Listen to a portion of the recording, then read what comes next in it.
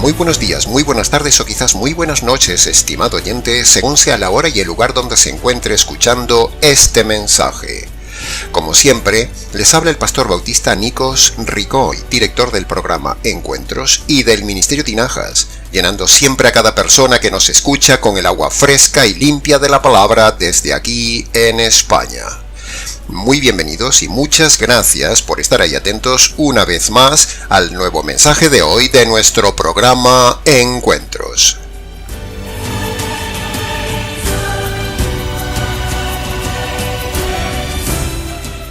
En el día de hoy iniciaremos una miniserie de programas basados en el estudio expositivo de todo el capítulo 2 del libro de Efesios, en un estudio versículo a versículo de esta parte coralina de la palabra de Dios. Iniciaremos esta serie de estudios siempre con el toque particular y el enfoque que nos caracteriza en el Ministerio Tinajas, el enfoque expositivo, evangelístico y jurídico.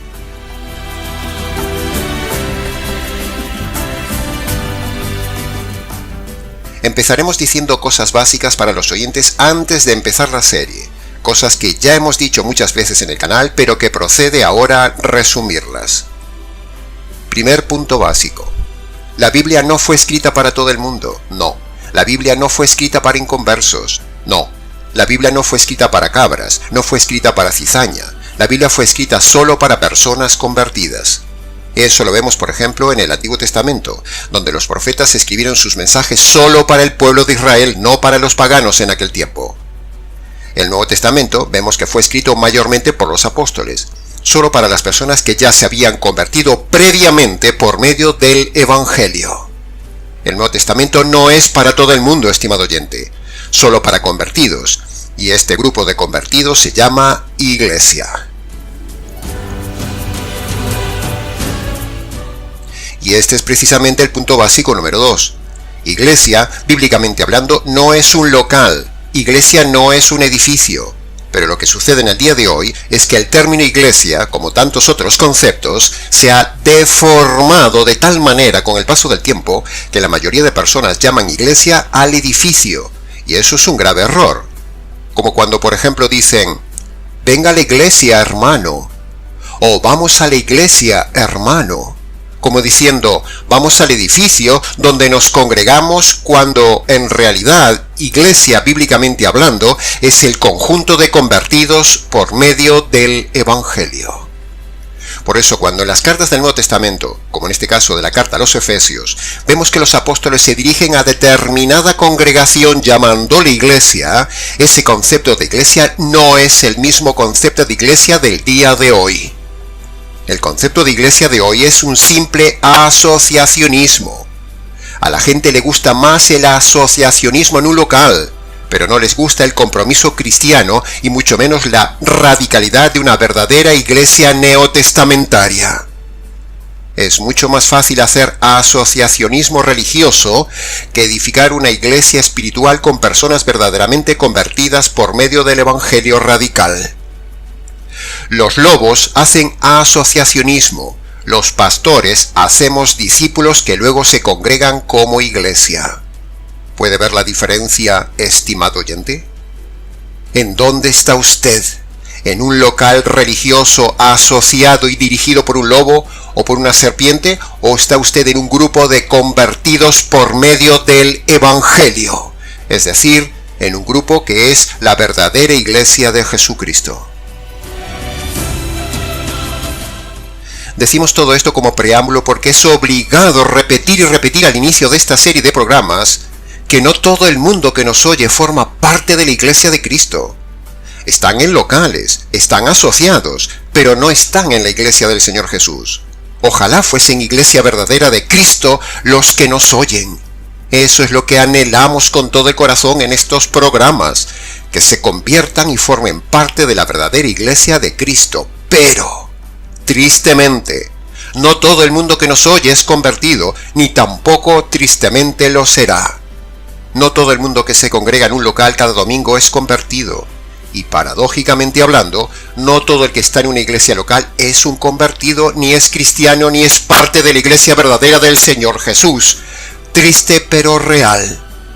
Precisamente nuestro canal y nuestros programas van dirigidos a personas no convertidas para que con cada programa podamos hacer eso, con nuestra enseñanza y el Evangelio puedan convertirse para ser miembros de la Iglesia del Señor Jesús. Y para ser miembro de la Iglesia uno debe haberse convertido por medio de las dos condiciones del Evangelio. En resumen, en estos estudios subsiguientes enseñaremos que llamar iglesia a cualquier local de reunión es un error. Llamar hermano a todo el mundo es un error. Llamar sana doctrina a cualquier enseñanza o a media verdad es un error. Llamar pastor a cualquiera que se pone a predicar es un error. Llamar conversión a cualquier experiencia religiosa es un error. Y llamar evangelio a cualquier cosa que se predica por ahí usando la palabra evangelio es otro grandísimo error. ¿Se da cuenta cuántas cosas aprenderemos en estos siguientes programas en el estudio expositivo de todo el capítulo 2 de Efesios, mi estimado oyente? Pasemos a ver el segundo punto básico. En las cartas del Nuevo Testamento, como por ejemplo aquí en la carta a los Efesios, siempre vemos que se hace énfasis en que hay dos diferentes grupos. Sí, ha oído bien. Primer grupo es el grupo de los perdidos y los convertidos.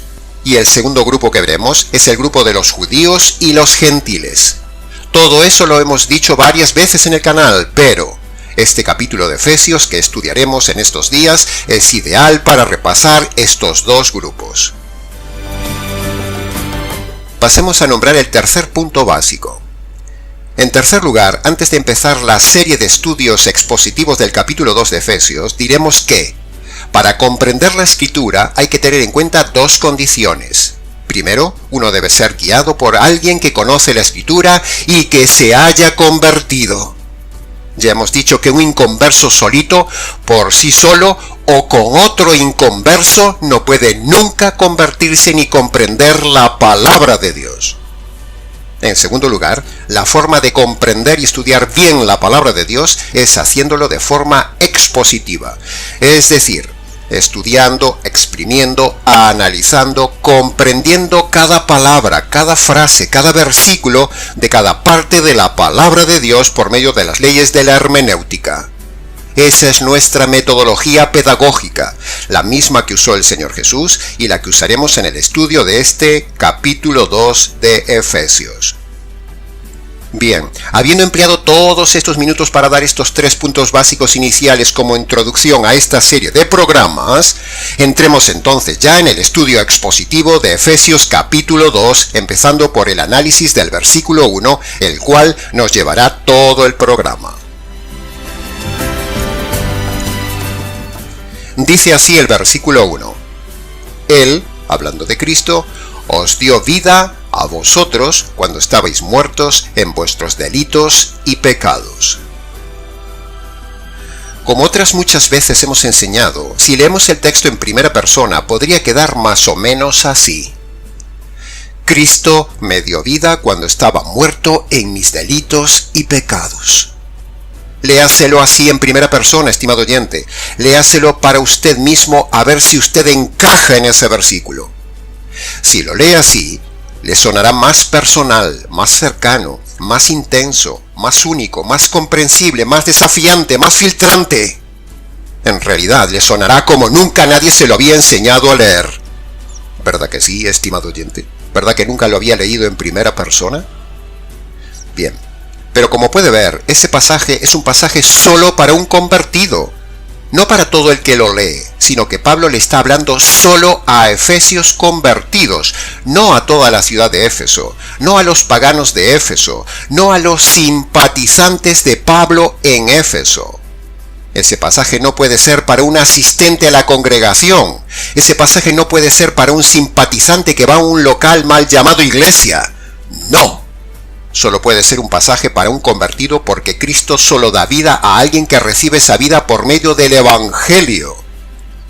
Cristo no da vida por medio del método americano de que usted tiene que congregarse, de que usted tiene que pasar al frente, levantar la mano, repetir una oración de fe, aceptar a Jesús en el corazón o confiar en las 4 leyes espirituales, cerrar los ojos, llorar un poco, entregarle la vida a Dios o volver a los caminos de Dios. ¡No! Eso no le da vida a nadie. Todo eso es un invento falso. Por eso, muchos en su ser interior no tienen vida, porque el invento americano de un método muerto no puede jamás dar vida. Al contrario, ese método americano de pase al frente, acepta a Jesús en el corazón, las 4 leyes espirituales, lo mata aún más. Ese método no da vida. Lo que da vida es el Evangelio del Señor Jesús, el Señor del Evangelio. Porque el Evangelio es el poder del Hijo de Dios para dar vida a un muerto. En la primera frase vemos entonces a Pablo diciendo que Cristo es el que le da vida al inconverso. Cristo da tanto la vida física por ser el creador, como la vida espiritual por ser salvador. Ahora escuche esto. Cristo el creador nos da primero la vida física por su soberana decisión, pero luego Cristo nos da vida espiritual por nuestra soberana decisión. Sí, ha oído bien. La vida física la da Él, pero la vida espiritual decidimos nosotros tomarla libremente de Él. Repito, Cristo el Creador nos da primero la vida física por su soberana decisión, pero luego Cristo nos da vida espiritual por nuestra soberana decisión. La vida física la da Él, pero la vida espiritual decidimos nosotros tomarla libremente de Él. Que conste en acta. Cristo da vida espiritual a quien quiere tomar esa vida espiritual libremente, estimado oyente. El Señor no se la impone a nadie, como dicen los calvinistas. Cristo no salva a nadie. Es el hombre el que se salva si toma esa vida de Cristo. El mismo Jesús dice esto del libre albedrío del hombre en aquel famoso pasaje de Juan capítulo 5, versículo 40. No queréis venir a mí para tener vida. Ahí vemos en boca de Jesús el libre albedrío clarísimamente dicho que recibir la vida eterna está en manos del hombre. Si alguien no quiere ir a Cristo a tener vida es porque libremente no quiere hacerlo. Ese libre albedrío se muestra inferencialmente y a fortiori en este pasaje de Juan capítulo 5. Por lo tanto, el libre albedrío es una doctrina maravillosa, bíblica e irrefutable, aquí y en toda la Biblia. El hombre es plenamente libre para decidir si recibe vida espiritual de Cristo o la rechaza. Mire lo que dice Efesios capítulo 1, versículo 13. Habiendo oído la palabra de verdad, el Evangelio de salvación, habéis creído en él. ¿Ve? Ahí lo tiene, estimado oyente, la plena libertad que ejercieron los efesios por su libre albedrío. Primero, deciden libremente escuchar la palabra de Pablo. Y segundo, decidieron libremente creer el Evangelio. Este es el puro y maravilloso libre albedrío que nosotros creemos y defenderemos hasta la muerte. El texto no dice que Dios le impuso ni los obligó a oír, ni les obligó a creer, ni les impuso la salvación, ni los coaccionó a creer el Evangelio, sino que el texto habla fluidamente de libertad por parte de los efesios. Declaramos que todo esto es ex cátedra.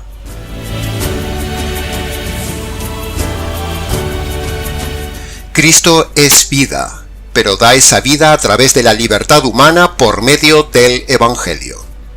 Cristo salva, pero salva a través de la libertad humana y por medio del Evangelio. Cristo perdona, pero perdona a través de la libertad humana y por medio del Evangelio. En resumen de esta primera mini frase de Efesios, cuando combinamos Efesios capítulo 1 versículo 13 con Juan capítulo 5 versículo 40 y con Efesios capítulo 2 versículo 1, como hemos visto, es Cristo quien le dio vida al efesio. Pero cuando el efesio recibió libremente esa vida por medio del Evangelio. Así que aquí tenemos definidas ya dos grandes doctrinas capitales: el libre albedrío y el poder que tiene Cristo para dar vida por medio del Evangelio. Ahora le toca a usted, estimado oyente, le toca decidir libremente, como un efesio del siglo XXI, tomar el Evangelio para tener vida. Que conste en acta.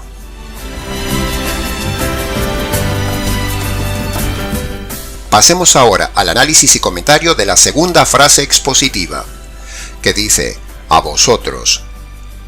Si dice a vosotros es porque hay otros, si no diría Cristo nos dio vida a todos, y eso sería el universalismo. Pero no dice así el texto. El texto habla de un grupo determinado, habla de un vosotros, es decir, el tan clásico y errado universalismo que se enseña en la Iglesia Católica Romana y en la grandísima mayoría de las iglesias evangélico-cristianas, de que, porque Cristo ya murió en la cruz por nuestros pecados, entonces por eso ya estamos todos perdonados. Eso es completamente falso. Eso es el universalismo que la Biblia no enseña. La Biblia enseña el individualismo personal, es decir, aunque Cristo ya haya pagado por todos los pecados de la humanidad, ahora usted individualmente debe ir a buscar esa vida, ese perdón de sus pecados, esa conversión de forma personal, obedeciendo esas dos condiciones que el mismo Jesús pone en Marcos capítulo 1, versículo 15, para el perdón de los pecados y la salvación eterna.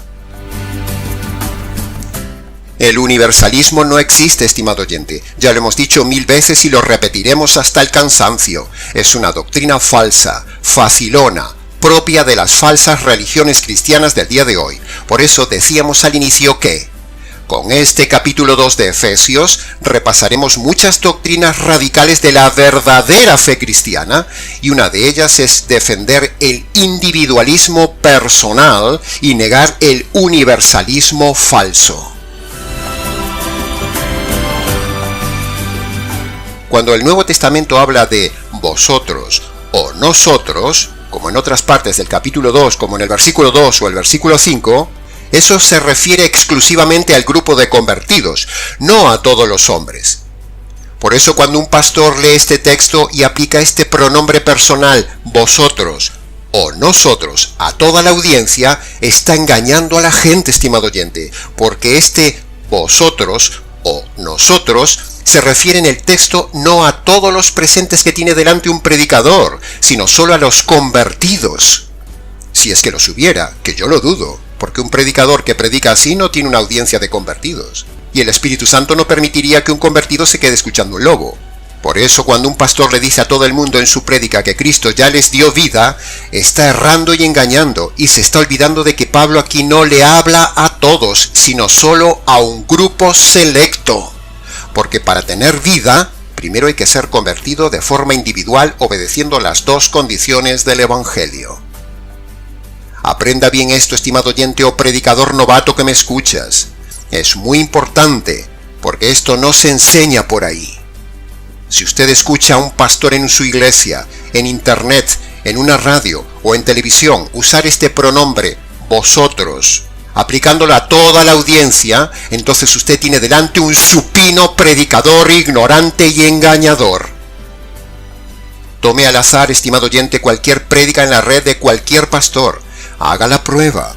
Observe cómo se dirige ese pastor o falsa pastora a la gente. Y si se dirige a la audiencia en general como si todos fueran convertidos usando la palabra nosotros, hermanos, salvos, todos nosotros, fieles, etc., entonces ese predicador o predicadora está engañando a su audiencia. Eso es un gravísimo error homilético y exegético. Es engañar a las almas, es pecado y tiene repercusiones eternas. Escape de esos predicadores que le hablan a todos como hermanos, como fieles, como salvos, como ovejas, como trigo, o como el grupo de vosotros, cuando no lo son, porque ni ellos mismos son convertidos. Observe cuántas veces nosotros en el canal hacemos de forma enfática esta diferencia de grupos y esta aclaración de que en nuestra audiencia hay dos grupos. Primero, un grandísimo grupo de perdidos no convertidos, y muy pocos convertidos y salvos por medio del verdadero evangelio que predicamos. ¿Ve cómo nos preocupamos por ser honestos? Insisto en decir que ese vosotros no es para usted si usted no se ha convertido por medio de las dos condiciones del evangelio jurídico. Y entonces alguno preguntará, pastor, ¿cuáles son entonces esas dos condiciones? Bueno, gracias por preguntarlo, pero si me lo pregunta es porque usted es nuevo en el canal y porque no las conoce. Si no conoce las dos condiciones, entonces eso ya es un grave problema y una mala señal espiritual para usted. Pero, con gusto le diremos nuevamente las dos condiciones para que sea con nosotros del grupo de convertidos del capítulo 2 de Efesios. O sea, para que usted y yo hoy podamos ser los auténticos efesios del siglo XXI. Preste atención. Las dos condiciones del Evangelio para la salvación son: primero, usted debe reconocer sus pecados pasados y abandonar sus pecados presentes. Eso es el arrepentimiento bíblico, o sea, la primera condición de la conversión. Segundo, usted por haber pecado es un delincuente ante Dios y merecería recibir la justicia divina. Pero esa justicia divina le cayó al Señor Jesús en la cruz para no caerle a usted el día de su muerte. Así que, cuando usted reconoce sus pecados, primera condición, y se apropia por la fe de esa justicia caída sobre el Señor Jesús, segunda condición, entonces Dios lo declara perdonado, salvo, y ahora sí usted sería del grupo de hermanos o de ese precioso grupo de vosotros. Pero si usted no ha obedecido esas dos condiciones nunca, entonces olvídese de identificarse con ese vosotros. Usted en realidad es del grupo de los otros, es decir, de los perdidos. Pásese hoy mismo del grupo de los otros al grupo de vosotros por medio de las dos condiciones, estimado oyente.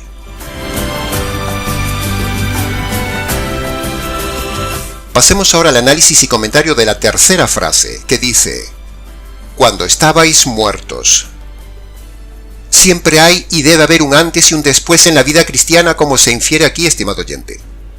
Ahora, ¿cuál sería la frontera del antes y el ahora, o la frontera del antes y el después? Pues la frontera de pasar de estar antes muertos espirituales a vivos espirituales ahora, o de estar perdidos antes y estar salvos ahora, es exclusivamente por la conversión por medio del Evangelio. No por la oración de fe, no por pasar al frente, no por recibir a Jesús en el corazón, no por confiar en las 4 leyes espirituales. No. Los efesios estaban muertos antes en su paganismo, pero ahora estaban vivos en el verdadero cristianismo por medio del Evangelio de Pablo, como dice Efesios capítulo 1, versículo 13. ¿Tiene usted un antes y un después claramente definido en su vida espiritual? ¿Tiene usted una conversión bíblica o tiene una conversión moderna americana? Con esta parte del versículo vemos que el hombre nace muerto, es decir, nace separado de Dios. La palabra muerto y muerte significa separado y separar, pero nunca significa inconsciencia, como dicen los adventistas o los calvinistas. Estar muerto espiritual no significa estar inhabilitado, ni incapacitado, ni dejar de razonar, ni dejar de tener libertad, ni dejar de estar en plenas facultades. No y 1000 veces no. Una persona muerta espiritual significa que está separada de Dios, pero no está inconsciente de Dios.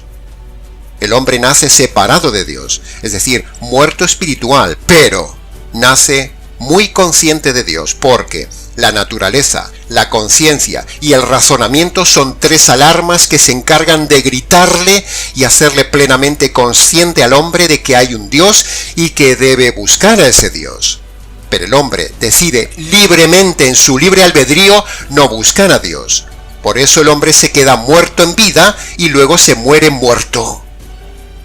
Así que ahora usted puede comprender aquellas palabras famosas que dijo Jesús: dejad que los muertos entierren a sus muertos. Es decir, los muertos espirituales entierran a los muertos físicos. El hombre no convertido está separado de Dios, estimado oyente. Es decir, está muerto espiritualmente, y si no se convierte, cuando se muera físicamente, estando muerto espiritualmente, entonces se irá conscientemente a la muerte eterna, es decir, irá a la separación eterna de Dios. Esta es la verdadera teología del tema. no la que enseñan los adventistas ni los calvinistas. Repetimos que estar muerto es estar separado espiritualmente de Dios, pero no imposibilitado de buscar a Dios. Por medio del Evangelio y sus dos condiciones, y por medio del don del libre albedrío, el hombre separado de Dios puede reconciliarse con Dios y entonces tener limpieza de sus pecados, vida espiritual, comunión con Dios, relación con Él y luego tener vida para siempre con Dios. Amén. Aleluya. En resumen de esta nueva frase que hemos analizado, cuando Pablo dice que los efesios antes de conocer el Evangelio estaban muertos, se refiere a estar separados de Dios. Y entonces, cuando libremente reciben el Evangelio les quita las culpas, les da vida y los reconcilia con Dios. Pablo con esta carta estaba recordándole aquí a los efesios lo que eran ellos antes de la conversión y antes de conocerle a él.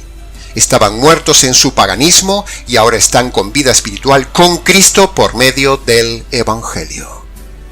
¿Cómo está usted ahora, estimado oyente? ¿Está vivo o está muerto espiritualmente? ¿Qué evangelio le han presentado? ¿Un evangelio vivo o un evangelio americano? El único evangelio que le da vida, que le saca de su estado de muerte espiritual, es el evangelio verdadero y jurídico que vemos en la Biblia, que conste en acta.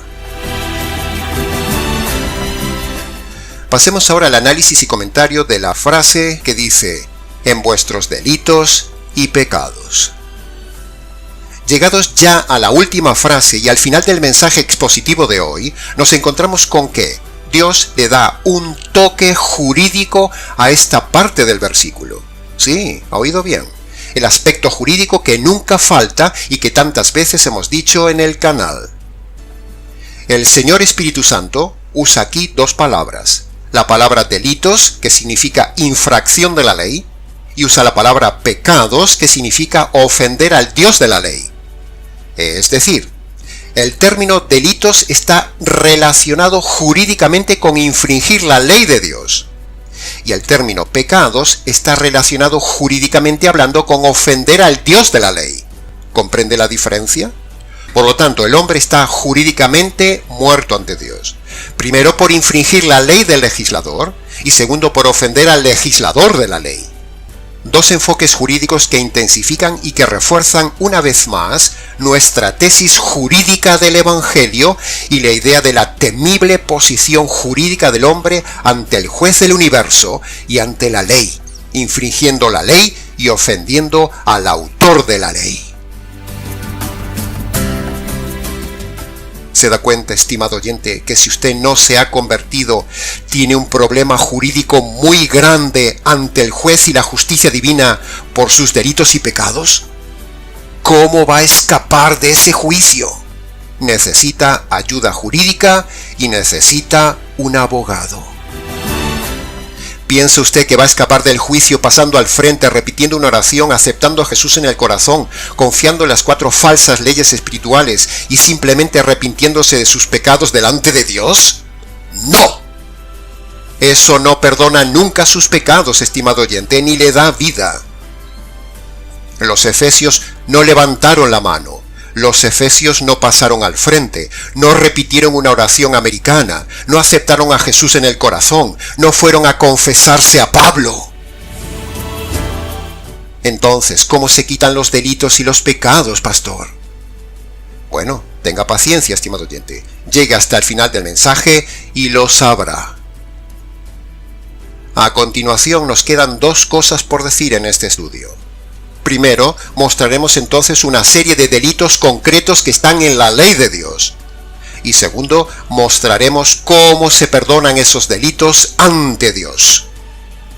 Entonces, de esta manera, con este mensaje de hoy, tendrá ante usted un mensaje expositivo completo, jurídico y perfecto, que perdona sus pecados, salva su alma y le da vida espiritual para que usted sea un moderno efesio del siglo XXI. Que conste en acta.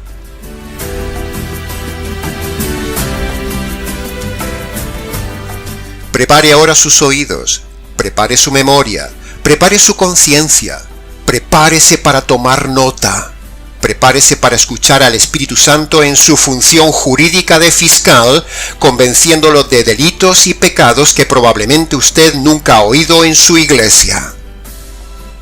Malos pensamientos, mentiras, quejas, malas actitudes, envidias, robos, venganzas, rebeldías, deshonestidad, disputas, avaricia, codicia, arrogancia, amargura, desobediencia, la pereza, las peleas, los pleitos, los insultos, la traición, la murmuración, la terquedad, la ira, la maldad, el rencor, la negligencia, es decir, hacer las cosas mal hechas, la impaciencia, el maldecir, las burlas, las palabras sucias, la autocompasión, la manipulación de la gente, el maltrato, el machismo, la borrachera, los celos, el desprecio, el mal genio, la desconfianza, la imprudencia,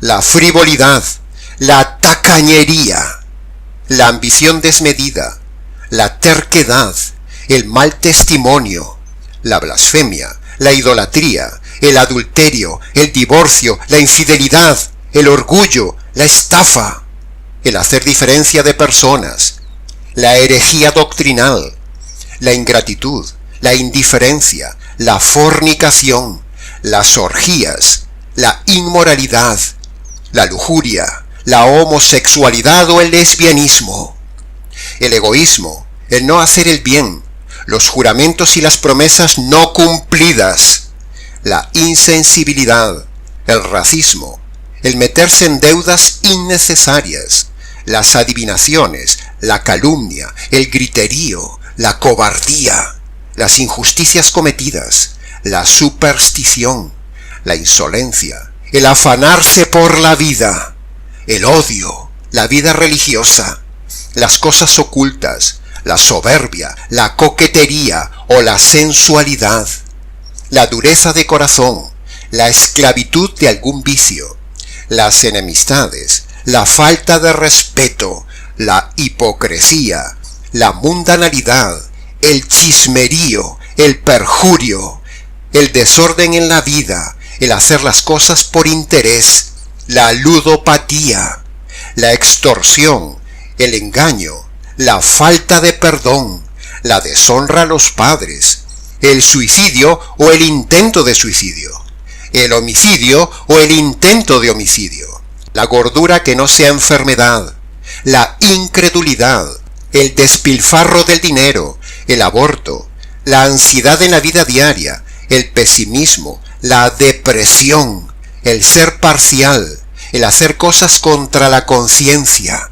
el no amar, el no ayudar, el estropear el cuerpo con fumar, con beber, con drogarse, con tatuarse, con la anorexia o la bulimia, con falta de descanso o con mala vida, la insensatez, el amor al dinero, el temor, la desobediencia a los padres, la vanidad, el no hacer la voluntad de Dios según su palabra y el rechazar el Evangelio. Todo esto dicho con sus variables son más de 120 delitos. En Gálatas capítulo 5 versículo 21 dice que los que practican estas cosas no heredarán el reino de Dios. Si usted se muere con algunos de estos delitos mencionados sin perdonar, o usando un método equivocado de perdón de pecados, entonces le esperará jurídicamente hablando el juicio de Dios, y eso será cosa terrible, y luego le esperará una sentencia, y eso será terrible, y luego le esperará una condena en la cárcel eterna y con fuego eterno, y eso suena terrible y horrible. ¿Quiere usted ir ahí por toda la eternidad, eternidad, eternidad, eternidad, eternidad, eternidad, eternidad, eternidad, eternidad?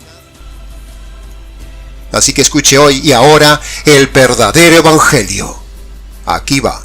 Punto 1. Dios es un juez justo y usted un delincuente injusto por haber cometido delitos y pecados en su vida. Punto 2. Usted merece recibir la justicia y la ira de Dios por sus delitos. Delitos que le hemos dicho antes y que usted ha cometido varias veces en su vida. Punto 3. Si Dios descargara hoy sobre usted la justicia que merecen sus delitos, entonces Él le quitaría la vida y lo enviaría a la cárcel eterna. Pero, la buena noticia, o sea, el Evangelio, es que la justicia que usted merece cayó sobre otro. Cayó sobre el Señor Jesús para que no caiga sobre usted esa justicia que usted merece. Punto número 4. Dios en su paciencia le está dando vida para que usted obedezca las dos condiciones de salvación que Él pone. Primero, reconozca sus delitos pasados y abandone los delitos presentes. Primera condición. Segundo, usted debe apropiarse, debe recibir, debe tomar esa justicia que le cayó al Señor Jesús en la cruz. Esta es la segunda condición. Entonces, cuando usted obedece estas dos condiciones, Dios le perdona los delitos y pecados, Dios lo declara justo, ya no le envía a la cárcel eterna, usted formará ahora sí parte de la iglesia verdadera y un día tendrá acceso al reino material de Dios. Amén. Aleluya.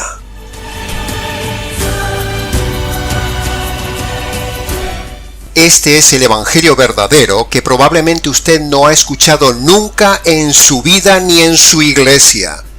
Sin Evangelio verdadero no hay salvación verdadera, ni formará parte de la iglesia verdadera, sino que irá a la perdición verdadera, estimado oyente.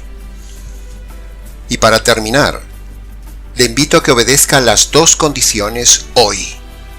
Sea usted joven, sea mediano, sea mayor, sea hombre o sea mujer. Vaya a su habitación, estimado oyente, cierre la puerta, póngase de rodillas y descálcese delante de Dios en señal de reverencia. Y obedezca allí, por favor, las dos condiciones.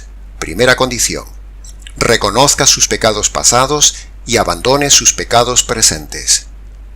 Segundo, aprópiese, agárrese, échese encima, reciba, crea en esa justicia que le cayó al Señor Jesús en la cruz por sus injusticias. Y luego, antes de levantarse de ahí, dele gracias al Señor por conocer este verdadero Evangelio y por esta providencia de haber conocido el Evangelio. Y luego, si quiere, venga y cuéntenoslo. Y hasta aquí, estimado oyente, con el primer programa del análisis expositivo que estamos haciendo y haremos en todo el capítulo 2 del libro de Efesios. Mucho más se podría decir del tema, pero con lo dicho es suficiente. Mucho camino expositivo aún nos queda por delante. Hoy solo hemos estado en el versículo 1. Para preguntas, comentarios y demás, escríbanos nicos@gmx.es. Les ha compartido la verdad, solo la verdad y nada más que la verdad del tema, este expositor bíblico Nikos Ricoi del Ministerio Tinajas, desde aquí en España. Lo esperamos entonces en nuestro próximo programa Encuentros.